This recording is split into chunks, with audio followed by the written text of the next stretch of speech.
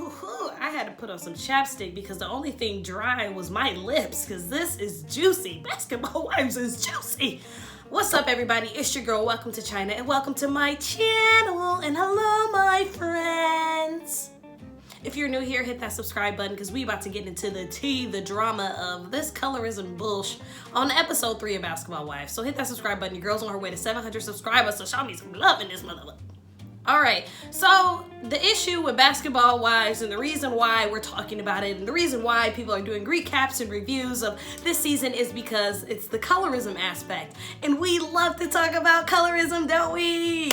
No, I hate to talk about colorism, honestly. It makes me very sad, and it makes me think about how much more work we have to do as a community to be equals or to be seen as equals. But anyway, we're gonna talk about it because it's important.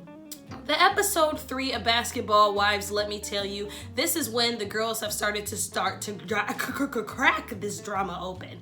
So for those who do not know, all of the OGs, not OG, the girl on here, all the OGs, the original gangsters of Basketball Wives have all came here on one season to make a bag during COVID, obviously, and to hash out this drama between Evelyn and OG, Jackie and Malaysia, Jennifer and IE, Kristen and IE, all these other girls who we don't really care about. We just care about the main hoes, you know, for real. So this episode starts off, as we know, with the girls already discussing that Evelyn wants us to all go off and have a big conversation and talk to each other. Now keep in mind, Evelyn, which is an OG, and hey, I like Evelyn for the most part. This, I'm not sure how I feel about this situation, but Evelyn, she's an old school hussy hoe. So you already know how they get down. So I not that I respect Evelyn, but I mean, she's entertainment. So anyway, Evelyn, of course, keeps mentioning OG in the situation, and she wanted all the girls to go off and, you know, have a little kiki and talk about their problems, you know, like we do every season, and it blows up. So let's do it. Why not?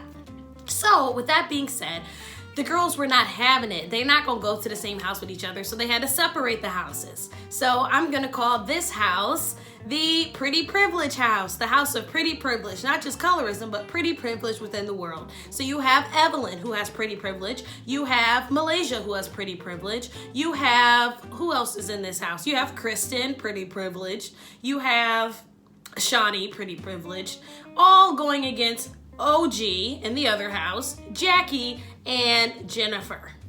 So with that being said, the reason why I'm calling that the Pretty Privilege house, because these women do nothing but exercise their pretty privilege, not just colorism, as people may say, but their pretty privilege. Because when I get to the conversation between Kristen and OG, these are two black women who are the same skin tone, but their conversation and their experiences are still different, race aside. So with that being said, I'm gonna go ahead and latch onto that. I don't really care about Evelyn crying about her, you know, getting called a colorist. Like, we know Evelyn, we know it's upsetting, whatever. We get that you are Afro-Latina, I understand that. You have black stepkids, you've only dated black men, Shawnee's daddy's black, whatever. Okay, we get it, but you can still have colorist and racist tendencies as well. So people, it's just like having a mixed baby and still like being a Trump toter and like supporting like all lives matter and you have a black kid. You know, these things become like contradictory, and I feel like people don't actually understand that. But I'm just gonna retract from that. Anyway,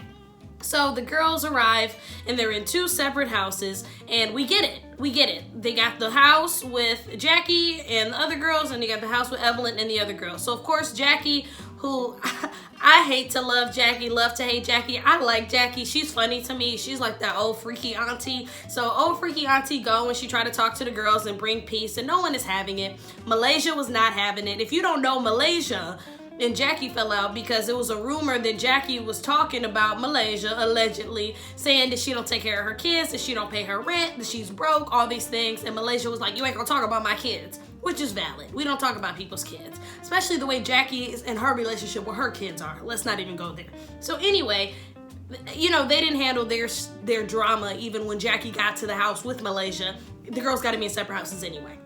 So we get to the point where Kristen's like, you know, I want to come over and talk. And Jackie's like, yeah, like, come on, let's come talk. So let's go and bring pretty privileged Kristen, who, like, yes, is the same skin tone as OG, all these things. But what I'm going to point out is, like, yes, she does have these Eurocentric features. She does have these different experiences, but I still don't want to take away from her experience as well. But also, I'm just saying, the girls, the pretty girls, they are latching on to each other. So I think that that's still a different experience just from society's view of beauty, because it's still different to me. Anyway, the interesting part of this was, you know, Jackie was able to get Kristen to come over, and at least Kristen was able to come through and talk. Because if you don't know from last season's, Kristen and OG said she was gonna break Kristen's neck. So, you know, the girls have been fighting. They have been fighting and brawling. So we gonna go ahead and fast forward. We don't care about Evelyn crying about the kids and all that. Okay, we get it.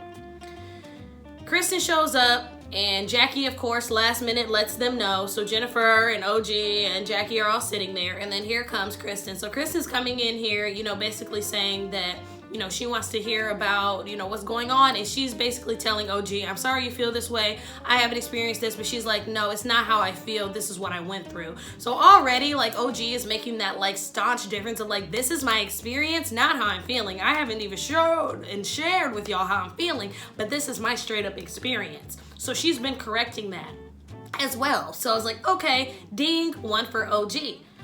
Next, Kristen goes ahead and says that, you know, she doesn't have the same experiences with the group as OG.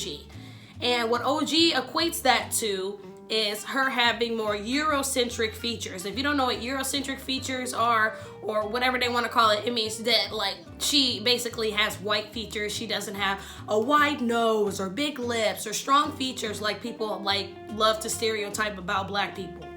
So that's all that they were saying, because if you don't know, OG is from Nigeria. She is a true African queen.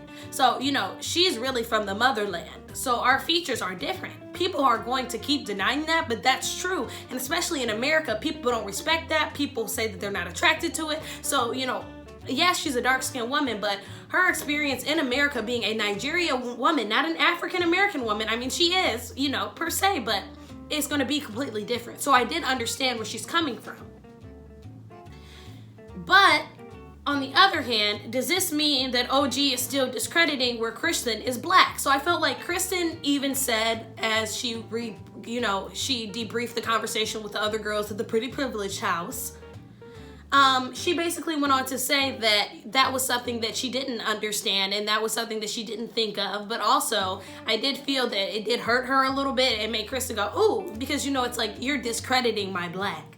And I can tell you, I hate when people discredit my black, because I'm just as black as anybody in this mother sucker. Okay, so don't play with me. So that was something that I was like, that would hurt me a little bit, because I feel like people do, I can relate to that, because I feel like people do discredit me or what I have to say because I'm light-skinned or I'm fair-skinned, whatever people want to call it. People assume that I'm biracial and things like that, when, you know, my black is just like your black. But obviously we have different experiences, being different skin tones and things like that, having different features, and then they want to go ahead and introduce this, like, you know, featureism or whatever. It's like, now it's like a racism or an ism or an anti-ism against features now.